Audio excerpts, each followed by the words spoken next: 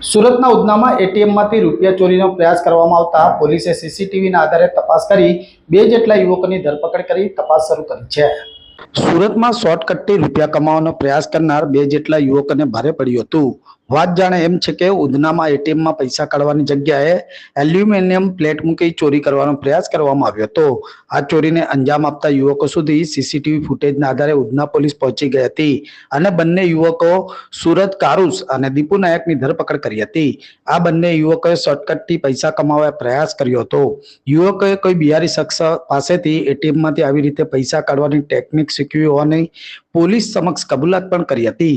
2 યુવાન પૈકી એક યુવકે ચોરીનો પ્રયાસ કર્યો અને બીજો યુવક એટીએમની બહાર વોચમાં ઊભો રહ્યો હતો। જ્યારે આ ચોરીના પ્રયાસમાં ઉધના પોલીસ સીસીટીવી ફૂટેજના આધારે બંને આરોપી સુધી પહોંચી હતી અને ધરપકડ સાથે આગળની વધુ તપાસ હાથ ધરી હતી। ઉધના પોસ્ટે વિસ્તારમાં ભાઠેનાના રામદેવનગર જે વિસ્તાર છે એમાં ઇન્ડસલેન્ડ બેંકનું એટીએમ છે। ત્યાંથી ઉધના ડિસ્ટાફના માણસો પેટ્રોલિંગ દરમિયાન ત્યાંથી 2 શંકાસ્પદ ઇસમોને ઝડપી પાડેલ। તે દરમિયાન એમની ગતિવિધિ જોતા તેઓ ઇન્ડસલેન્ડ બેંકની જે એટીએમ છે એટીએમ ઉપર એલ્યુમિનિયમની પટ્ટી મારી અને કોઈ માણસ જ્યારે પૈસા એમાંથી કાઢવા આવે ત્યારે પટ્ટીના હિસાબે પૈસા ન નીકળે અને બાદમાં જ્યારે જે વ્યક્તિ જે પૈસા ઉપાડનાર છે ત્યાંથી જતો રહે તો એમાંથી જે પટ્ટી કાઢી અને પૈસા લઈ લેવાય એ રીતની મોડસ ઓપરેન્ડી કરી અને ચોરી કરતા હોય તેવું માલુમ પડે। જે સંબંધે 2 ઈસમો છે સૂરજ કારુસ અને દીપુ નાયક એ બંનેની ધરપકડ કરવામાં આવેલી છે અને ઉધના પોસ્ટ વિસ્તારનો જે ગુનો દાખલ થયેલ છે તે ડિટેક્ટ કરવામાં આવેલ છે।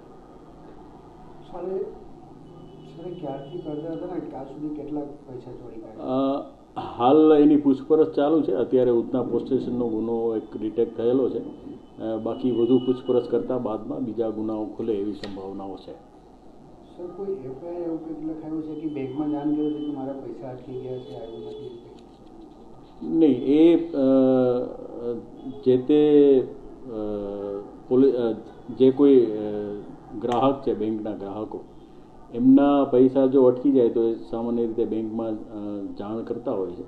એ સંબંધે જાણ કરવાથી બેંકવાળાને માલુમ પડે કે આવો કોઈ બનાવ બનેલ છે।